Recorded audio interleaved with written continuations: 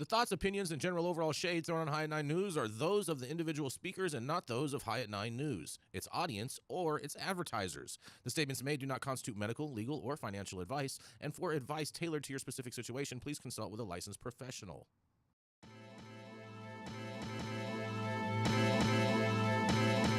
Welcome to the High at 9 News Hour, where you will hear from cannabis industry experts and professionals from around the country talk about important topics while shining light on global issues and discussing cannabis as it relates to politics, regulation and reform, data and technology, science, research and medicine, family and parenting, art, celebrities and entertainment, fitness, sports, mental health and wellness, and plant-based medicines and entheogenics. Together, we are building a stronger community, fighting the stigma and creating change. With your hosts, Jason Beck and Rico Lamitte, joined by special industry expert correspondents from around the country, and daily antics brought to you by Cannabis. Coming to you live every Monday through Friday at 9 a.m. Pacific Time and high noon on the East Coast. And thank you all for getting high at 9 with us.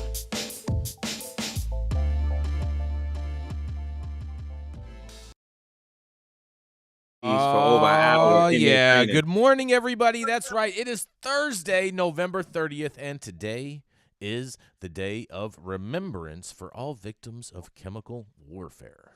National Personal Space Day, because I guess everybody needs a little pink room or something like that.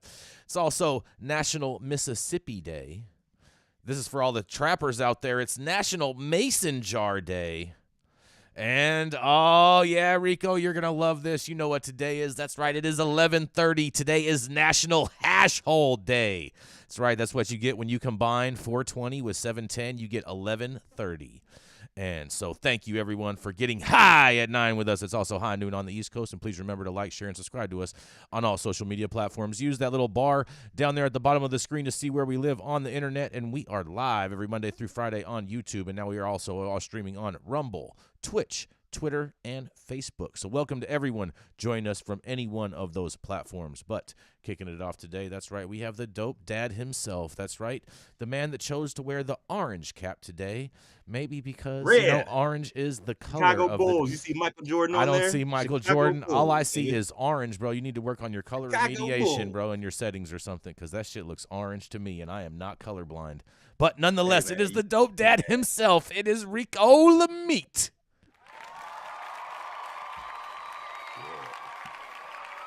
I think this is your camera settings are all messed up. Jason. My camera settings are off. Okay, that makes sense.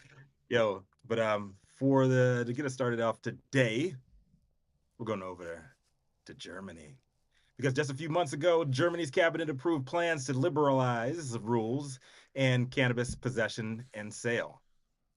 The global cannabis community celebrated in anticipation of 2024's Oktoberfest being the most epic crossfade opportunity worldwide. But reports from several local media outlets on leaked documents yesterday reveal a total governmental bait and switch, which we Americans are kind of used to by now, but it's pretty unprecedented for European politics. Let's dive in.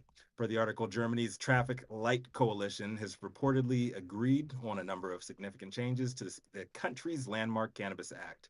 According to unofficial reports from various outlets, the proposals are now due to be enacted in two separate parts, with the decriminalization and home cultivation allowed from March through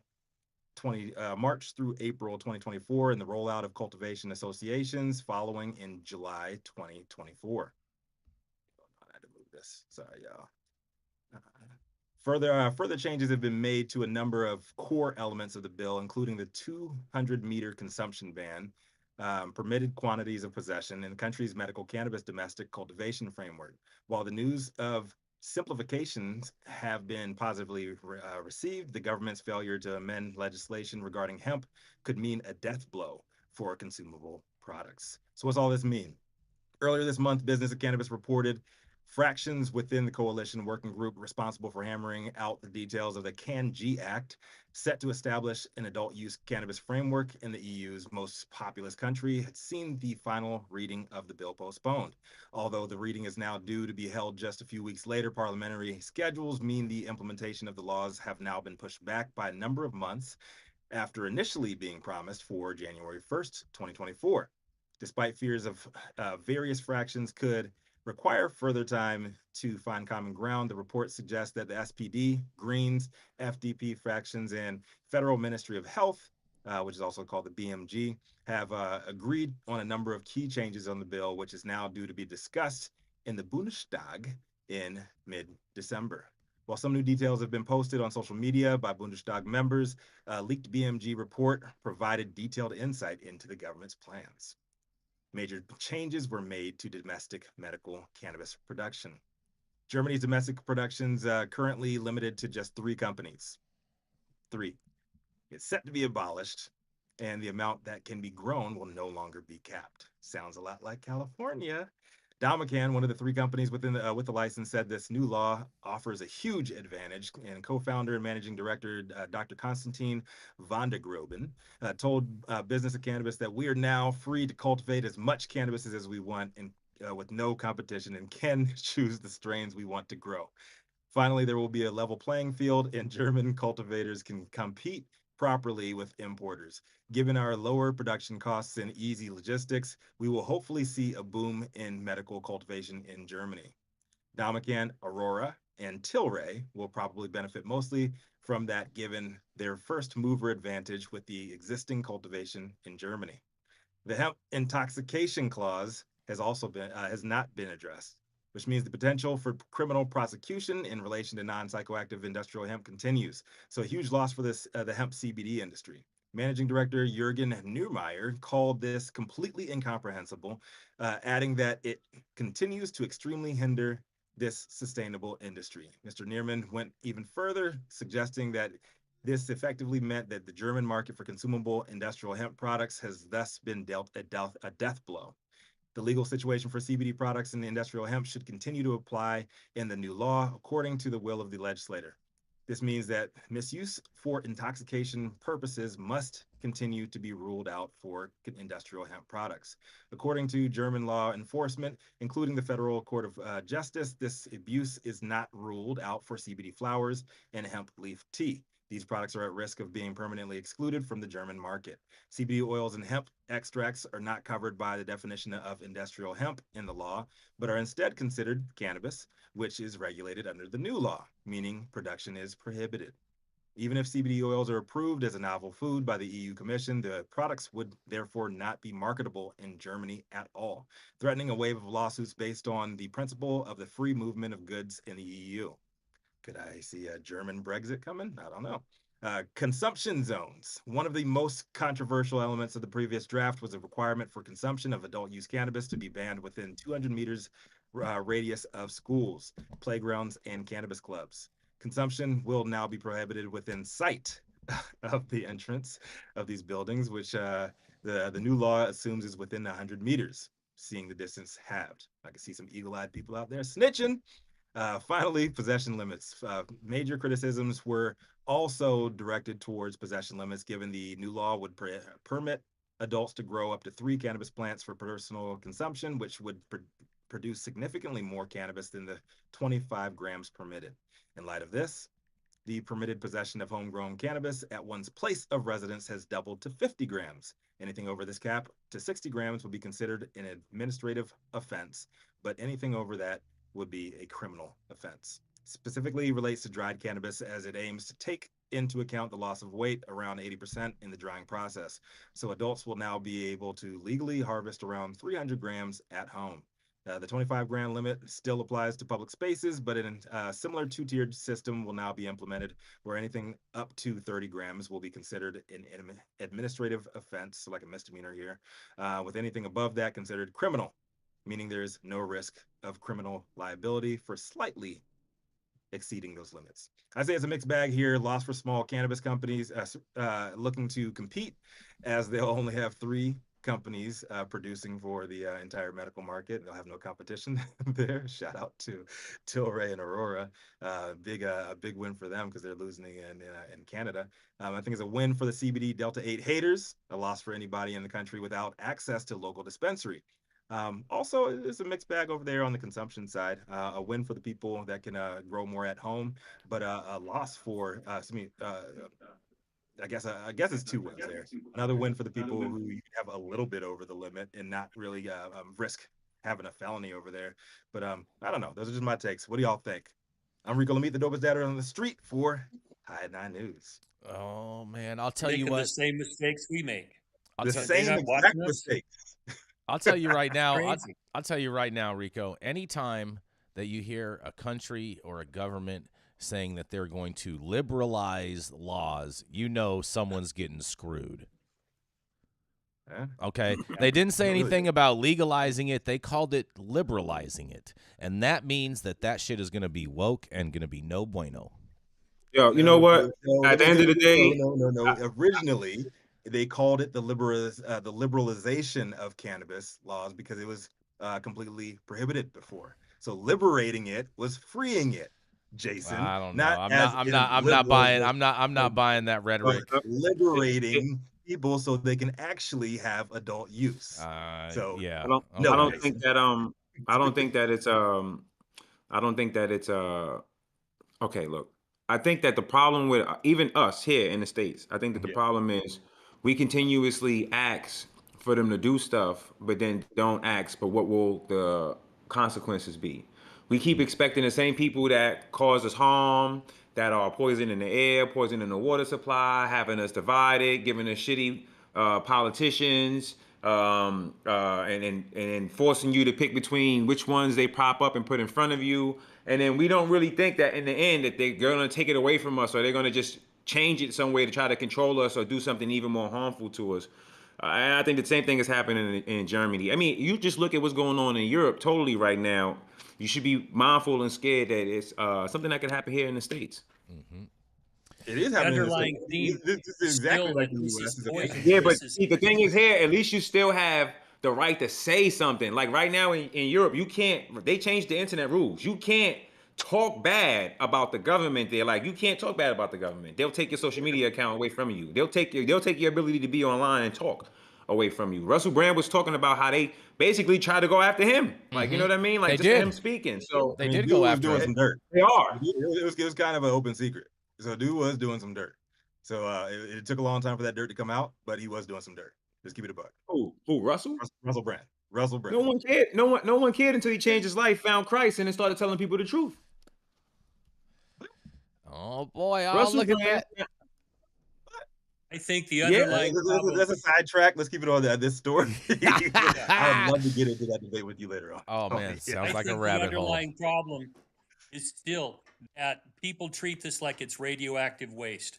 Okay. Oh, it's going to harm everybody. We got to be 200 yards from, line of sight of shit. Fuck you. I'm hiring Stevie Wonder as my expert. Could you see it, Stevie? No. Fuck you then. Okay.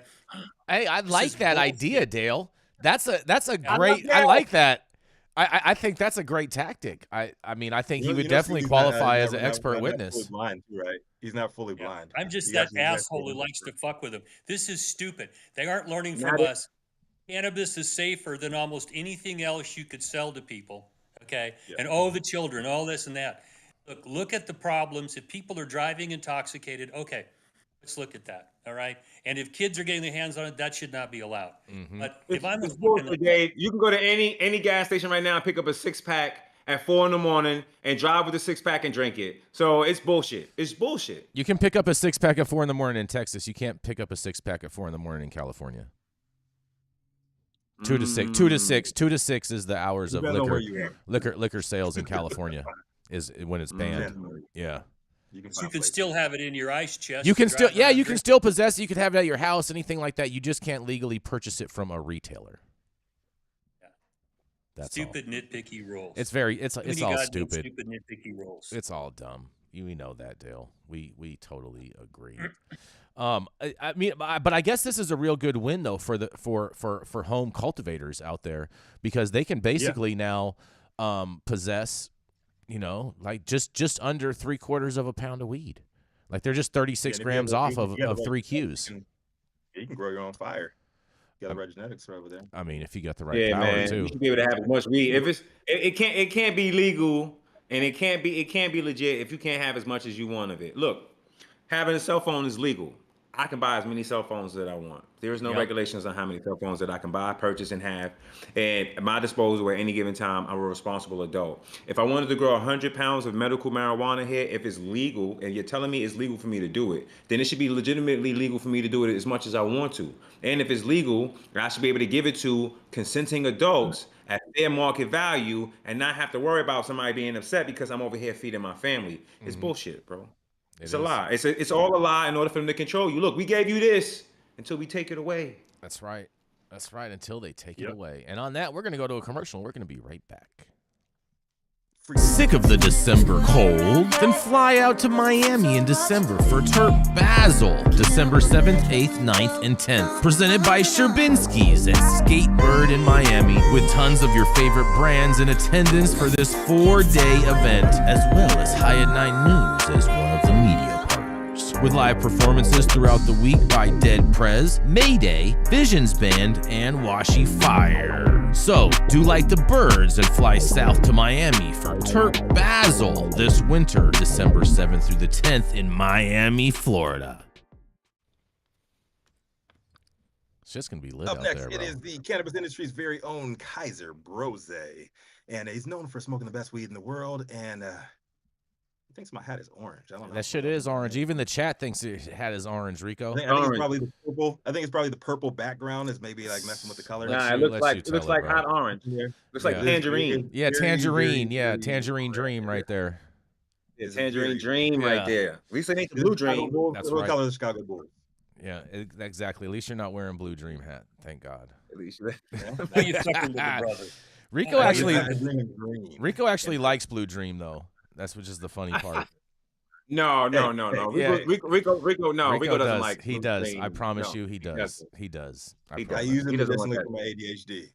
Mm-hmm. I don't like it. I use it medicinally. It actually helps. It's one of the few strains that actually I can function on, and it calms me the fuck down. Mm-hmm. So, 80 ADHD.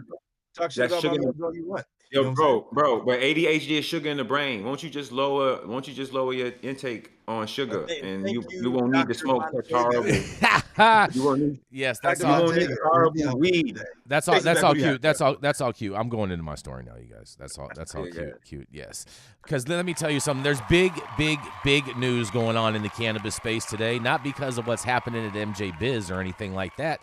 But this is one of the most incredible partnerships I think cannabis has brought so far. Let's see what you guys have to say. Because Metric and Trees partner to create the first cannabis product catalog in the world. Product and brand information can be accessed and uploaded into retailers' POS systems using the global industry-wide product catalog. With a partnership with Metric Trees, the leading enterprise commerce technology platform for retailers, announced today the creation of the cannabis industry's first global product catalog. Ensuring accuracy and reliability, the global product catalog will empower retailers with a trusted master database to deliver consistent product information and shopping experience across cannabis retailers nationwide. Through this partnership, Trees and Metric will streamline the process of creating product information in Metric, the existing source of truth for product information, while removing the need to upload and maintain data across downstream platforms. The collaboration not only reduces labor hours for operators, but also enhances the overall consumer experience by eliminating duplicates and efficiencies associated with the manual data entry. As Tree's co-founder and CEO John Young says, we want to provide retailers with a standardized product catalog that will help them gain a competitive advantage by reducing manual labor hours and saving them time and money. As a result, the global product catalog, retailers can buy a loyal customer base, and they can count on resulting in increased sales and growing the entire industry. By partnering with Trees, Metric emphasizes the crucial role of the point of sale in the cannabis supply chain, ensuring seamless information dissemination throughout the cannabis ecosystem, creating a stronger industry. Creating an industry-wide standard model for sharing information requires the involvement of all retailers, brands, wholesalers, and other POS providers and technology providers. Trees is the lead partner in the Global Product Catalog Initiative. And Metric and POS systems are burdened with the cumbersome task of sourcing and entering inaccurate product details and lab results. Lack of uniformity not only increases labor costs managing information across multiple platforms, but also negatively impacts consumer experiences, resulting in sales losses. Streamlining the data entry process allows retailers to focus on customer service and strategic initiatives, fostering agility in a rapidly changing market. After the cannabis sector expands and innovates, a global product catalog will be crucial, said Metric CEO Michael Johnson. Beyond the immediate time-saving advantages for retailers, its far-reaching impact offers access to brand and product information, bolstering operations for businesses across the supply chain, and elevating the consumer experience. Together with Trees and Metric, created a solution that fosters efficiency and empowers operators. This partnership was a natural fit, they say. And everyone knows about Trees. They're a software platform. They're a POS software, yada, yada, yada. And with its extensible open API platform, you can integrate it seamlessly into e-commerce delivery, customer relationship management, marketing, loyalty programs, accounting, and ERP solutions with a dedicated client service team, 24/7 support. Retailers have everything they need to succeed, they say. Well, what do you guys think about this? And is this actually going to streamline the process in regards with retailers and product, with Metric partnering up with Trees? And now is Trees now like the official POS for cannabis sales since they've partnered with Metric? Does this create a awkward situation for other POS suppliers? I don't know. What do you guys think? This is Jason Beck for the High at 9 News. This is Monopoly. Yeah, this is a takeover, bro. I don't think Metric should be able to collude with any software provider. I think it's a huge win for Trees, because they get to be associated with Metric, and Metric really controls the track and trace game in the U.S. But like we saw with the Michigan Supreme Court, like until it's federally legalized, like there are no monopolies, so this can happen. Well, you know, who's responsible for protecting data? That's my concern. I would guess there's Metric. a lot of data that's in Metric. I would guess Metric would be responsible for that. That would be my guess. I mean, because they I already think that have it. It's not going to be a concern until the government sees it takes off and it's really doing good, and then the government wants the data, and then that's where you're going to hear a big thing about, because look what's going on now. All of these governments are in concert working together in order to try to mess off everybody. Why do you think we even have a TikTok now? It's data. Like, that's the new thing, is data. Mm-hmm. So once this kicks off, and because they're going to sit back and they're going to let them do everything to get it right, hoping they get it right, because they're going to want to go after the data. They're going to want to know who's consuming, who's purchasing, how frequently they're purchasing, where they're traveling. They're going to want the data. The government will get behind that. I promise you that much. They'll even let them exist and let them hold a monopoly a while. You know, as long as they get the data, that's what matters. I'm going to say something. It's kind of an oxymoron right off the bat. But if any new states come on board and they have any scruples about them, they have any, if they hold sacred to them, to their hearts, the free market, if they will, they just will not take on any more Metric deals. Period. I wonder if you were setting up your cannabis industry, why would you deal with Metric if you know that they're colluding with this software, platform, which most cannabis operators, you're going to want all in one, right? You're not going to want to go to this vendor and try to like do a bunch of stuff. You're going to probably want to get up and running as soon as possible, and it's a full-time corporate jack move, man. I just wonder. I wonder if BioTrack is in talks with creating something similar with an alternative POS provider. Yeah, that would be interesting. Then you'd have like Coke and Pepsi. If they're not in talks, they're in trouble. Mm-hmm. Yeah, they're so far behind Metric at this point. Yeah, but I think that this is I agree with Anna. Anna in the chat. Anna says it's all for show. And I agree that it is all for show, but I do think that it actually will streamline the process for people that are using Tree software, because I can't tell you how many hours I've sat and had to input information. But the one thing that I will say, too, is that if they're going to input the exact same information that's in Metric, it's going to be crazy hard for people to understand and read, because how Metric words things and writes things as far as for product descriptions is just insane and crazy, and like normal people aren't going to be able to read that or understand it. And so I think there's still going to be some time where you're going to have to like manually enter this stuff, or maybe edit a lot of this stuff, so then that way it's in a easily digestible form of information for people to understand. What happens I when have a serious problem with a mandated system going into a voluntary relationship with a commercial enterprise, because these mandated systems have access to governmental entities. Metric is overseen here in California by the DCC. They can look up your skirt anytime they want. And if you partner up with a company that's out doing commercial activity and collecting a lot of extra data on people, where's the boundary? This is the problem I have with all these goddamn data collecting companies. Who controls it? Because the government's watching you. I don't give a shit what you think's going on. They're watching you.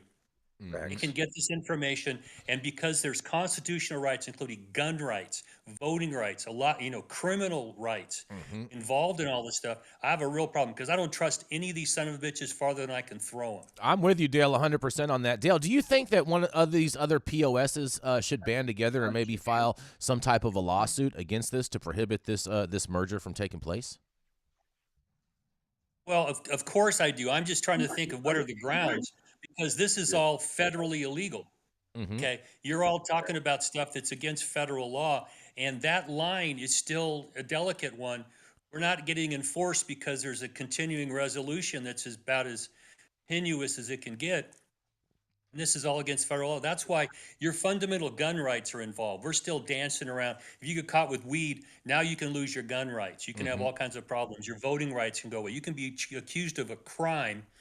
And if you're trying to cut a deal with somebody in trees, okay, and keep track of all that data, and it's against the law, at what point is the federal government going to roll in and say, oh, you stepped over the line, you're outside the Rohrabacher FAR, or whatever the latest spending preclusion is, we're going to go after you, and you cherry-picked us the data and handed it to us. I mean, that's the dystopian state I don't want to see, but that's where we're heading.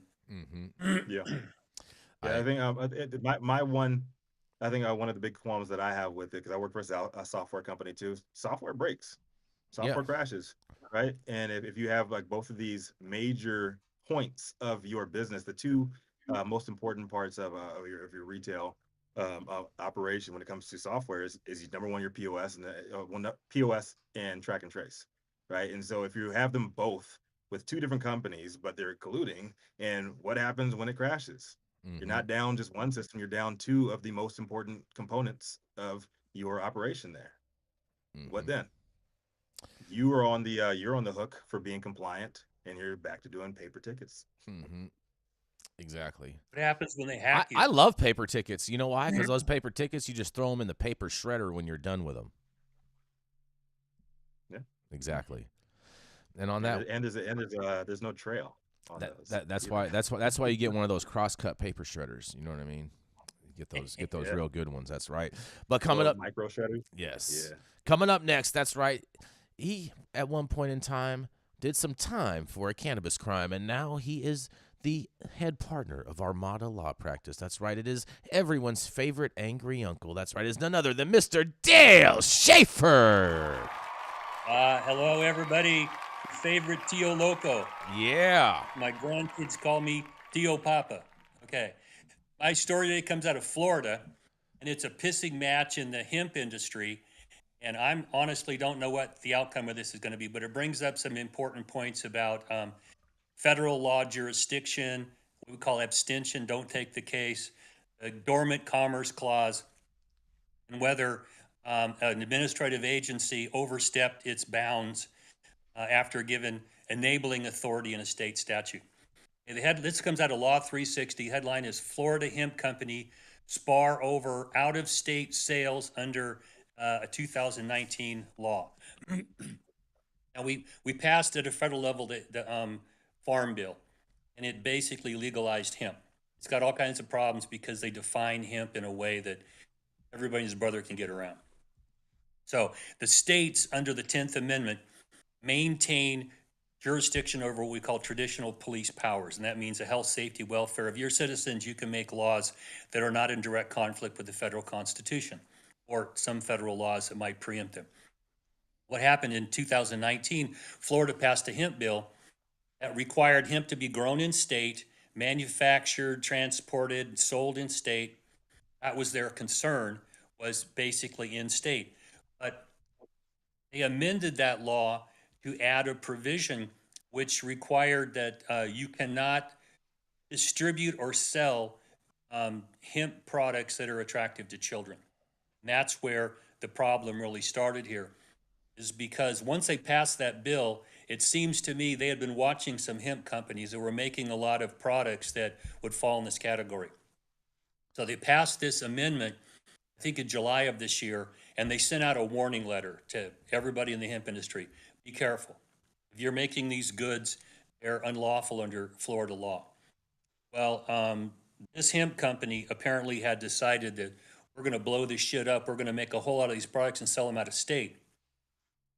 And the equivalent of our Department of Cannabis Control in Florida, let me get the name because everyone's got it. The Florida Board of Agriculture and Consumer Services. That's a mouthful of shit. They control this industry. Okay, they went to this facility and they looked around and they said, "You guys got way too much of this stuff here. Under Florida law, you're not supposed to have it in your possession. It's not supposed to be distributed because it's attractive to children." But whoever was there on the part of this company called them out and said, "Well, what part of the law says that?" So they walked away and didn't give them any stop orders, basically. They came back the last day of October, walked in and said, "Now we got a stop order for 9 of your products because they're attractive to children and you can't store them in our state if they're going to be sold out of state." And that's where the pissing match really started, because the Florida law is not specific that it involves in-state or out-of-state products. It's just you can't distribute. When you read the definitions, in Florida, there's cultivation, there's distribution, but in between, everything other than cultivation seems to be covered by this distribution definition. You can't manufacture it, move it around, store it, sell it, okay? And so the company that got these 9 stop orders, and it looked like their entire business model was based on making the shit and selling it in the internet over out of state. They got all these products stopped. They couldn't sell them, couldn't move them. They got irritated, and they ran the next day, basically, went to federal court and filed a federal case against them, saying they exceeded their authority under this state statute, which is unconstitutional, that they violated the Commerce Clause here by preventing us from doing out-of-state sales, and that we want injunctions and declaratory relief and things like that. And the state didn't respond right away because they got 30 days to respond, but this was an emergency procedure. They had a hearing where the court was questioning the jurisdiction of the court over this was basically a state pissing match. It goes, why are we in the middle of this? You guys can resolve it.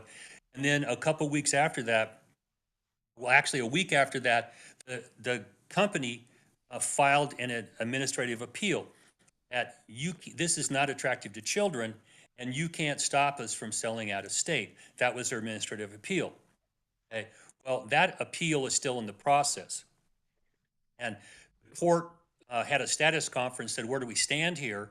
And the status is that we're in the middle of an administrative proceeding that could solve the issue and take away any constitutional challenges, because if the administrative determination is it's not attractive to children, or that you can't stop out-of-state sales, the issue's solved. Okay, that's where it stands.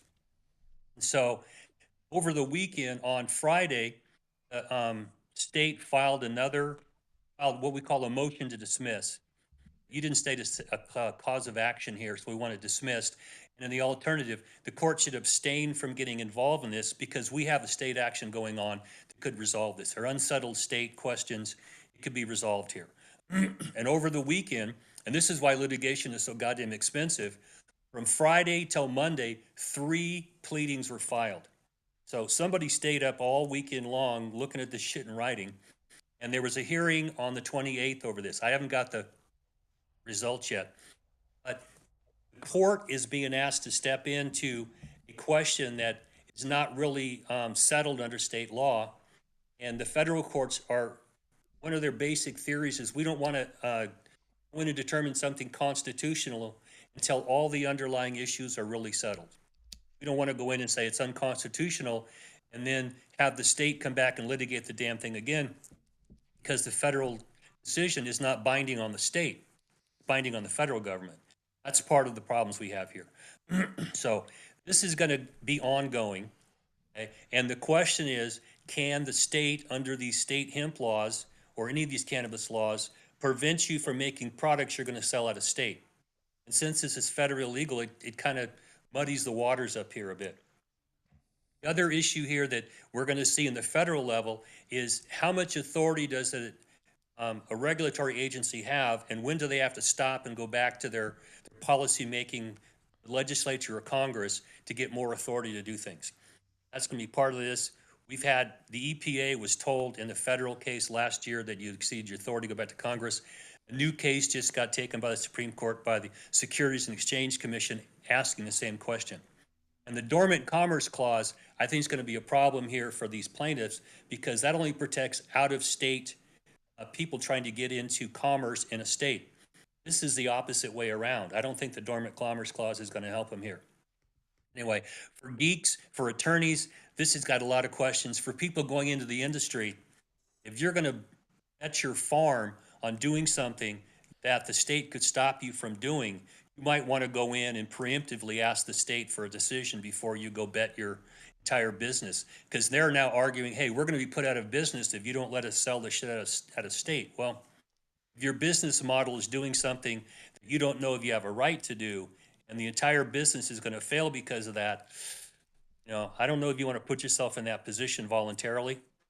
Is this business, they're not going to get this thing resolved. I don't think the court's going to stop them, state, from doing this, and we'll stand by to see. Okay, this is a whole lot of nerd, geeky lawyer shit, but it's relevant to the industry because hemp is still trying to compete with cannabis, and the states are still stepping all over people, doing things that other industries are allowed to do. That's my story for today. Throw it back at you. What do you guys think? Man, Dale, this sounds like a whole, cumbersome, drawn-out process that is not going to find any solution anytime soon. Well, and that's part of the problem, because in this administrative proceeding, if the administrative law judge says, hey, this is not attractive to children, boom, the whole case goes away. Mm-hmm. Or if they say, hey, you can't stop out-of-state sales, the whole case goes away. And this company's arguing, hey, if you don't get this thing settled like tomorrow, we're going out of business. And administrative law, you get typically 15 to 30 days to do things. And it's not conducive to emergency proceedings. And this is out of Florida, right, Dale? It's out of Florida, yes. Oh, man, I have a story coming up later in the show today that is actually going to touch on this exact topic, Dale. So, oh, man, I wonder if you think that this other story is going to have any involvement in this case. Well, let's see. Florida's a shit show right now for a multitude of reasons. It's not really business-friendly, cannabis and hemp, unless you're one of those companies that's lucky enough to be in that stream of commerce. So, unless you're going to Terp Basil, where you can have 4 days of vending in Miami, Florida. Jason, what is the sentiment on the street from a retailer's perspective on do you still believe that hemp and THC should be treated equally? Well, they haven't been from the beginning, so why should they be? Oh, I know. Yeah. I'm saying, like, do you believe that they should be? I think if we're gonna switch anything, I think all branded hemp products should be sold strictly in cannabis stores, not in any other type of retail outlet. And then retailers can redesign part of their retails to encompass a hemp portion for people that want non-psychoactive products. To me, that would make the most sense. So sort of like I Germany's agree. doing, the liberalization, as you called it earlier. That's exactly what God, Germany's that is not liberalization. Stop the cap. Yo, that is Rico's way of sticking it to the man. Yeah, I bet. That's exactly what Germany's doing right now. Mhm. And saying that they can't do CBD or hemp products except for they fall under the jurisdiction of all their cannabis or THC laws. Mm-hmm. Exactly. Funny you say that, Jason. It's all just so stupid. They're trying to prevent intoxication. Oh. So they draw this definition about THC, and then they come in with all these other products that are intoxicants. You go, well, what's your purpose here? We can buy these intoxicants in the goddamn Stop and Rob around the corner. What are you guys trying to accomplish here? It's all fucking stupid. If you've ever smoked hemp before, and I did as a kid, it's like, this is shit because it don't get you high. You don't have to have a bunch of definitions in the law to tell you smoke hemp, you ain't going to get high. And if you're trying to get high, don't smoke hemp. Yeah, Yep. That's it. It's just that simple. Yep. And on that, we got to go to a commercial. We're going to be right back. We still got 3 more stories to get through. How's it going, guys? Saman Razani coming to you from Green Street here with Jason Beck, smoking on the best weed in the world. Did you know that we have an audio-only version of our podcast available on Apple, Google, Amazon, iHeartRadio, and Spotify? Tune in now and check it out.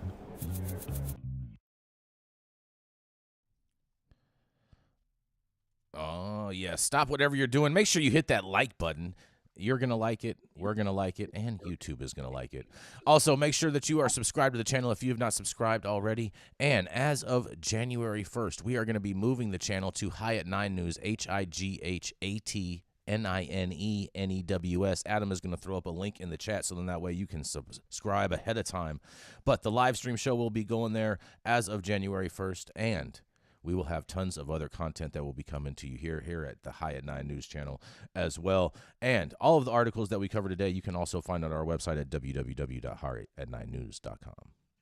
The Control Tower from Highly Educated has perfected the dab. Utilizing the concept of thin film evaporation, you can waste none of it and taste all of it. The micro texture of the SE pillar increases nucleation at elevated temperatures. And with the tower propelling at 2,600 RPMs, it's certainly the most efficient dab experience to date. The Control Tower from Highly Educated.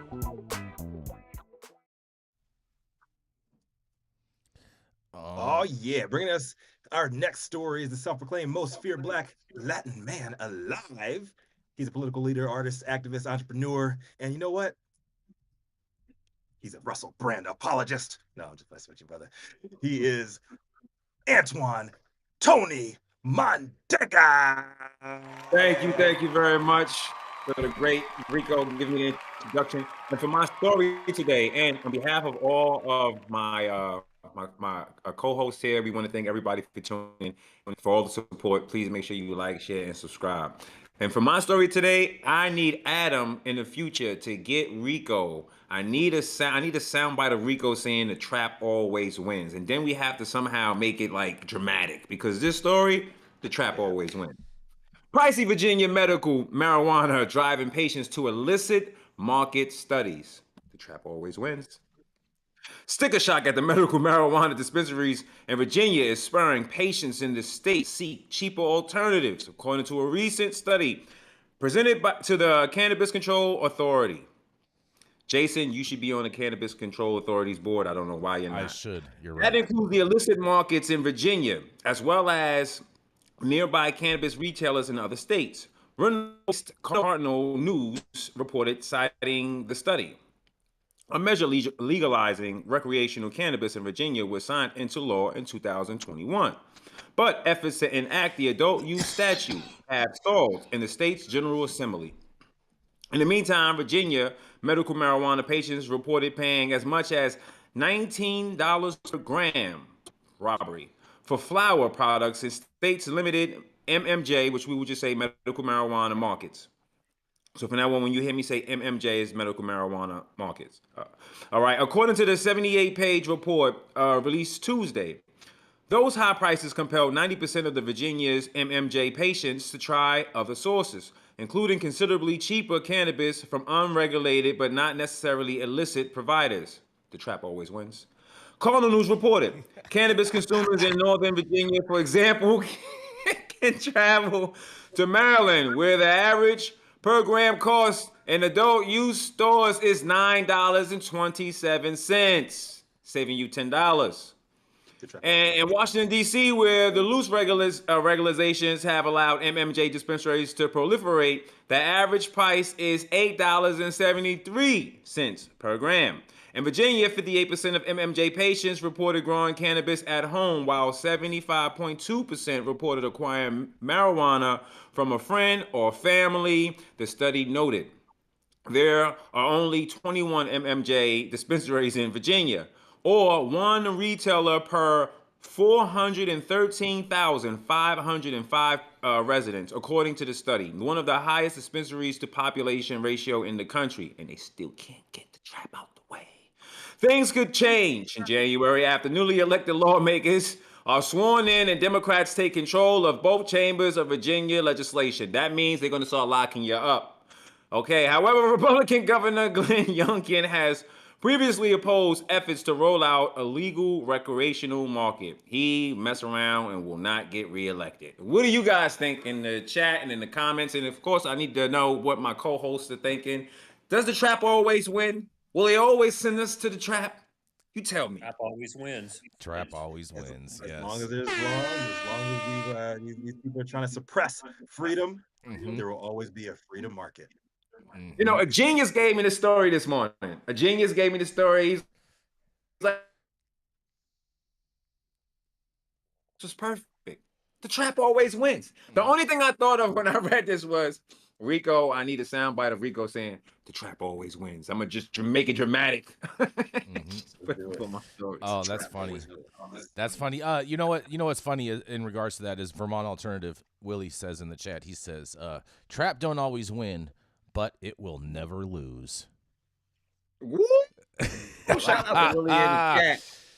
Yeah, up in Vermont. Shout out, Willie. Oh man, I mean, none of this surprises me that this is happening at all in Virginia. I mean, they're operating on a very regulated marketplace out there. They want to stop people from doing everything, and then you have DC right next door, which is basically you just self-certify that you're whatever you want to be, and you can be in there buying weed.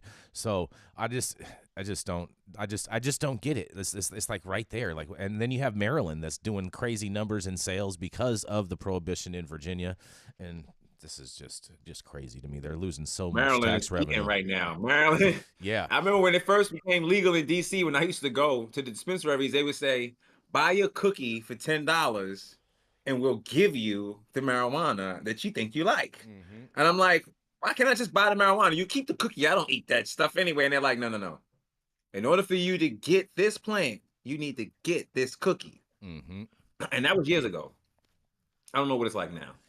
Get this cookie. Get that cookie. Yeah, There's a market for weed, and if you got weed, people are going to buy it from you, and they're looking for the cheapest price. They don't give a shit about a COA.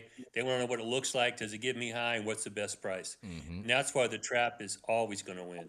Facts. Always. Facts.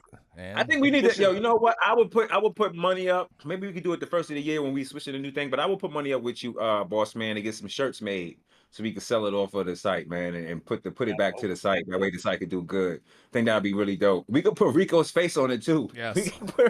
Rico, you'd be the face of the trap, Rico. Yes.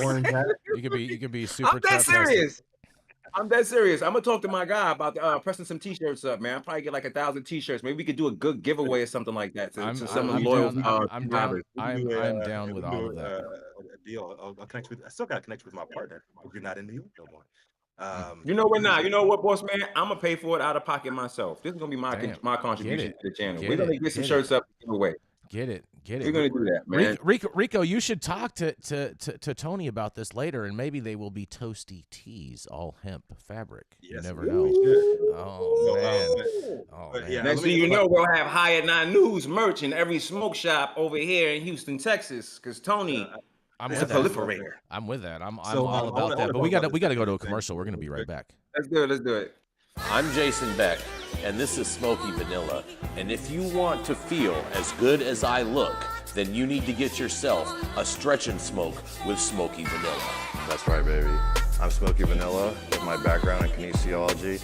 I'm a sports massage therapist and stretch coach. I focus mostly on athletes who have chronic pain or injury due to their sport, or the legends of the chronic in the game, baby. Oh, yeah, you know what it is. We just stretched, and now we're gonna smoke, because you know what it is. That's right. I love intuitively creating a session based on the individual I'm working with. We'll go through a few assessments, look at the past health history, injury, or anything that's still affecting you today, and create a customized session just for you.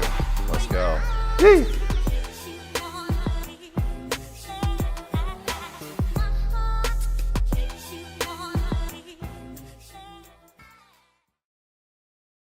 Oh man, you guys. All right.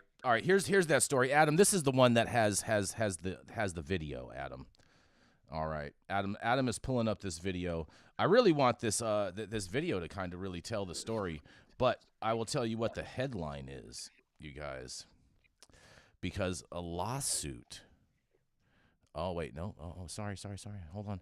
Marijuana edibles eaten at Miami Gardens School sends a 9-year-old girl home to the hospital, Dale. And this is exactly what your case, I think, is referring to, because they say a 9-year-old girl was hospitalized Tuesday after eating marijuana edibles that she thought were airheads at her elementary school in Miami Gardens. Authorities said Christiana Simollett, who attends Birch Park Elementary, ate a marijuana edible there known as gas heads. Chrissy Young told her father that she got the edible from a 5th grader at the school on Tuesday morning, and she says she and several of her classmates ate the candy and felt like they had very little energy throughout the school day. Some of her classmates even went to the nurse's office after eating the edibles. Are we ready with this video, Adam? All right, sweet. Here it comes, you guys. Here it comes. She says in a quote, "She wasn't herself," she said. "She was acting out of the ordinary. I was asking her things like her birthday, and she didn't know it." And this is from the mother. Chauncey Simollett said, "It wasn't until later in the day that the family members began to make the connection." And she's like, "Dad, I have to pack right there." Are we ready? All right, let's play this thing, Adam. Right now, at least 2 students sickened at South Florida schools after eating what they thought was candy. Well, they turned out to be marijuana edibles. And Local 10's Cody Weddle live now, is in Lauderdale Lakes with a warning from parents. 2 different kids becoming ill after they ate candies that look nearly identical to other common candies for kids, but these candies contained THC. He was high. He couldn't stay woke. Like the whole day he slept. You're looking at a 12-year-old who accidentally became high on marijuana. I was upset. I was really upset. Christy Bradley says her son, Derek Gage, ate a marijuana edible at Lauderdale Lakes Middle School on Monday. I felt weird and dizzy. Another student gave it to him, he says, and he had no idea it contained drugs, since it looked like a regular candy. It was pink.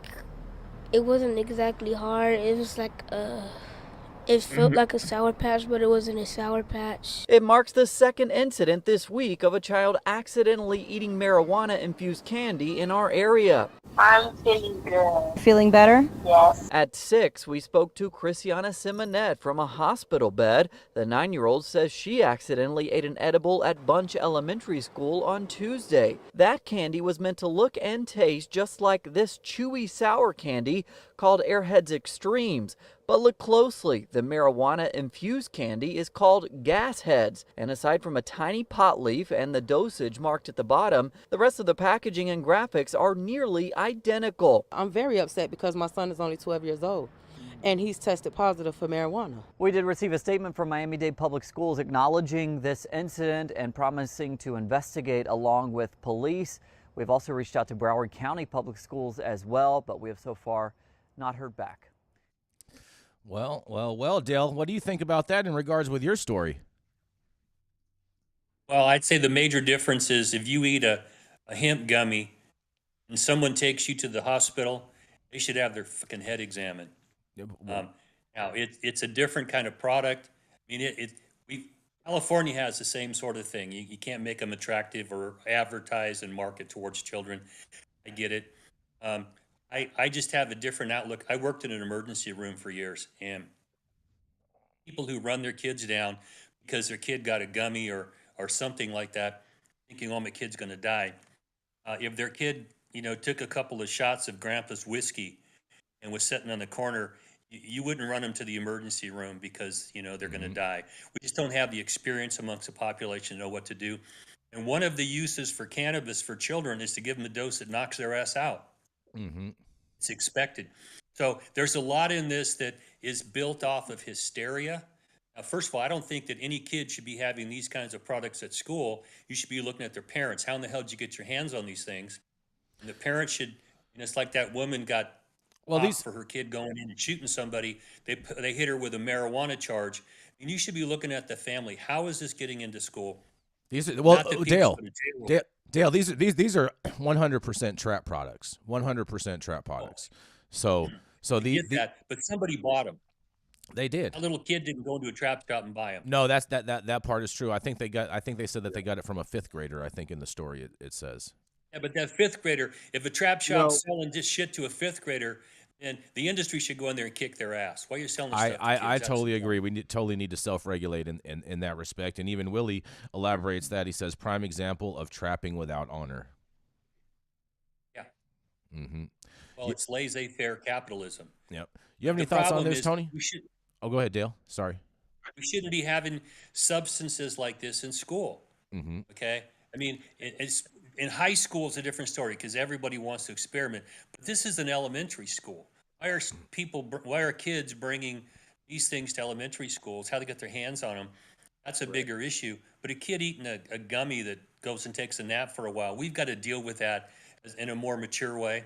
Mm-hmm. I mean, I had kids in my family get a hold of some stray edibles, and they kind of chuckled at him because one of my granddaughters was, I'm hungry, eating every damn thing in the house. The other one's like, I don't know, I feel weird, Papa. What's going on? Well, what'd you eat? Fuck. I mean, and this is the second story that we've already covered just exactly like this week. The first one was on the school bus, and this was actually in the class. Mm-hmm. Mm-hmm. Well, the concern is fentanyl. Yep. I mean, that's the big scary thing. If kids are bringing this stuff in and we don't know what's in it, it could contain fentanyl. But scaring kids doesn't work to get them to stop from doing shit. I mean, I was a kid once. I was a teenager. You tell me it's dangerous to me, fuck, I'm going to go do it. Mm-hmm. Well, just handle this the wrong way. And on that, we're gonna roll right into this last story. This, Rico, I know you've been waiting for this one. Oh man, and I'll tell you who didn't wake up on the good side of the bed this morning today. It's gonna be Kim Rivers out there in Vegas right now, because the lawsuit blames negligence by plant owner, HVAC contractors for cannabis workers' asthma death. You guys. This is a sad story. A lawsuit has been filed over what has been identified as the cannabis industry's first asthma workplace death. The cannabis firm has not yet responded to the lawsuit, and the worker's mother claims that the death of her daughter was the result of the negligence by the cannabis facility's owner along with their safety manager in failing to provide adequate safety training and maintaining their machinery. McMurray, 27, died of occupational asthma in January of 2022 after being hospitalized for severe asthma attack as a result of exposure to hazardous airborne ground cannabis dust and or mold. The Brunel complaint filed in Hampton County Superior Court against Trulieve claims that the air in the pre-roll production room was thick with sticky cannabis dust, sometimes referred to as keef, and that workers would leave the facility covered in the sticky substance.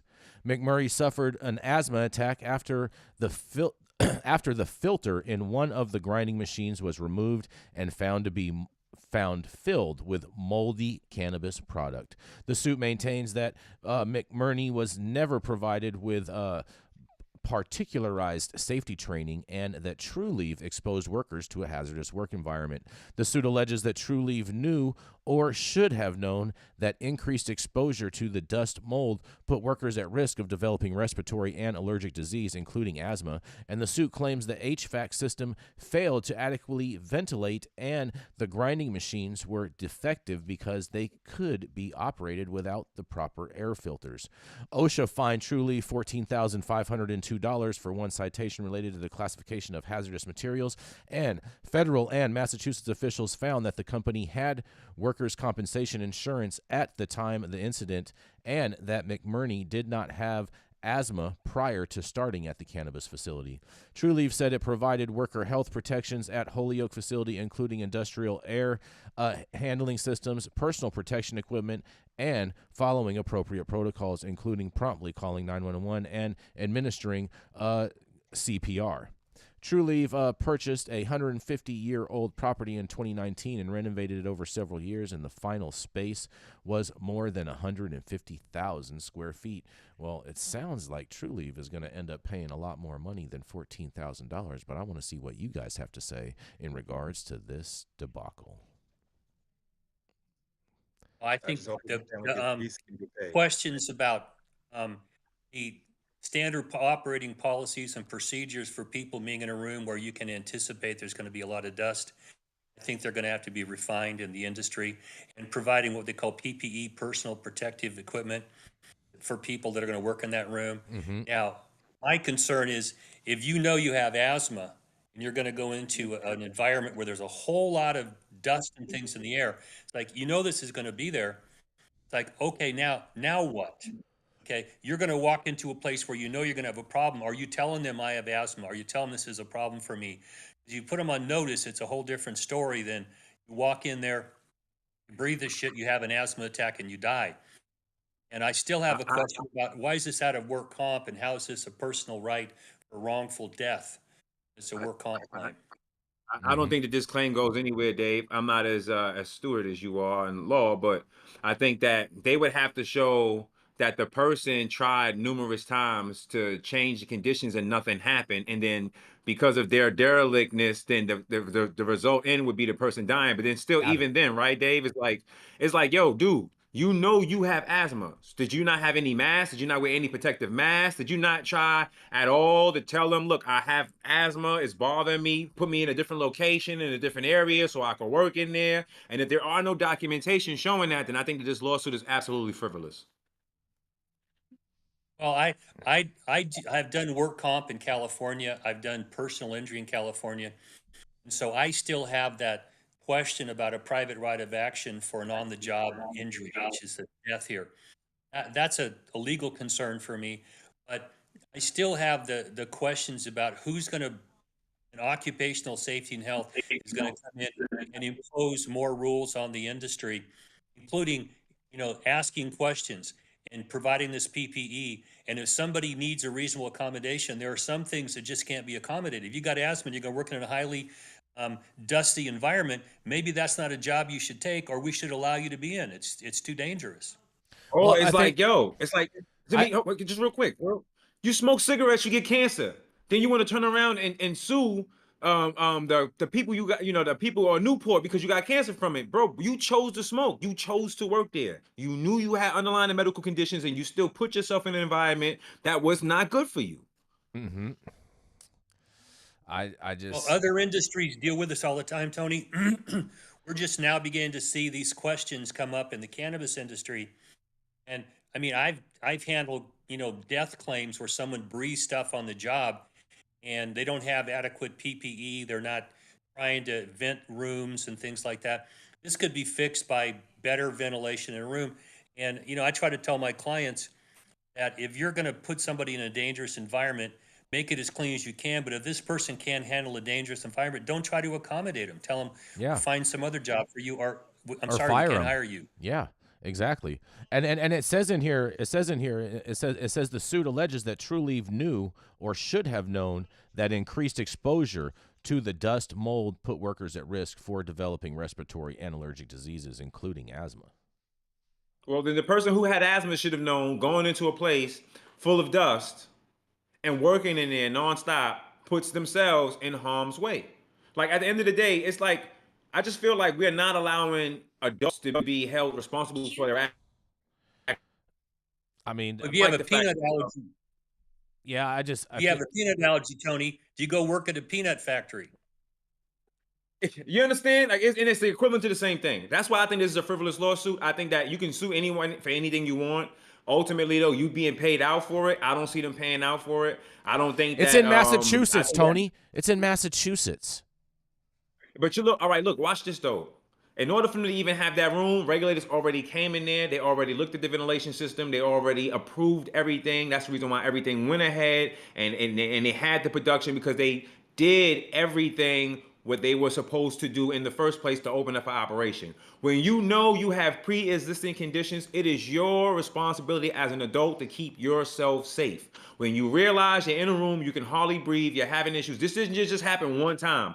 When you go in there, you have asthma, you're short of breath, you're realizing something is wrong, you have to talk to your coworkers or try to be put somewhere else or leave. No one is forcing you to work here either. It's your choice to work here. I think TrueLeave is gonna lose this case personally. You think otherwise, and we're gonna keep you guys posted in regards with what happens with the ongoings in regards to this case. But that pretty much. You have any other final thoughts, Dale, Tony? I just think we're still in the process of figuring out how to do this industry. And because it's so highly regulated, people think that, oh, it's got to be a special industry. No, it's an industry. It has some of its foreseeable issues and consequences. And if the state says, like Tony said, hey, we come in and inspect it, you meet all of our OSHA requirements. Now, how do we deal with people who are hypersensitive or, want an accommodation? You don't have to hire the handicapped if you can't accommodate them. And that's just something business-friendly jurisdictions understand. Well, Dale, we'll just see. I have a question about this. What about the fact that that she had asthma? I understand all that, but what about the fact that there was all of this moldy weed, and the fact that certain protocols weren't put in place to make sure that the product was clean? There weren't these types of moldy contaminants that were growing on the plants, and then also combining at the bottom of this sifter. It sounds like. Well, I've also have family members work in agriculture. And if you go into an agricultural packing shed or some other business that's working on agricultural products, you're going to get all sorts of dust and mold. I mean, it's part of the business. You cannot make the world safe. Your fucking bulldozer mother cannot come in and make every goddamn business in the world safe for you. Okay? Mm-hmm. You've got to have a dialogue. And if you are so sensitive to stuff, you should be very careful. Ask and let it be known. Ask for an accommodation. And as a business owner and an HR director, you should be seriously asking, can we accommodate you? Should you be in here with that condition? If you tell us you've got it, maybe we have to get. Yep, go for it, Tony. Jason, look, real quick, bro. Look, when you have unprotected sex with a woman who's fertile, what happens? It depends on if your pullout game is strong enough. Yeah, but you don't pull out. You nut at her. What happens? Baby happens, right? It could. You got a probability of it. Okay, you have asthma. You walk into a room. You know it's dusty. What do you think is going to happen? You're going to have an asthma attack. You constantly put yourself in this room and in this environment, and now you die for the love of weed. You know what? See, hold on. This person shouldn't be. I agree with you guys on the common sense argument. I totally agree with you guys on that aspect. However, in regards to when it comes to what happens in a courtroom and in law, this is being held in a Massachusetts court, and that's why I believe that the company is going to be held liable. I got 100 push-ups that the company doesn't pay. I got 100 push-ups that they're going to not have. I got 100 push-ups that they pay something. Okay, you're gonna have one of your workers do the 100 push-ups for you. Though. I'm not. And we will film it and we'll throw it on a video on YouTube. Yes, we'll throw it on a video on YouTube. Yep, facts. That's right. And every time I come down, I gotta look at the camera and I gotta say, Jason, you were right. And then I'm gonna come up again. That's right. I'm with that. I'm with that. He's going to make his work. Listen, everyone watching now the show, he's going to make somebody around him do it. He's going to give him a pound of weed or something to do the 100 push-ups. He's not going to do the push-ups. I'm 100% going to do the push-ups, bro. 100%. You're right. 100%. Boof, Tony. It's going to be. I got to bounce, guys. All right, you guys. Hey, we're going to close this show out. Everybody. Yes, we're going to close this show out today. Thank you all to all of our sponsors, everyone tuning in on the regular basis. This is High at 9 News, America's #1 daily cannabis news show. Enjoy your day, everybody. Bye.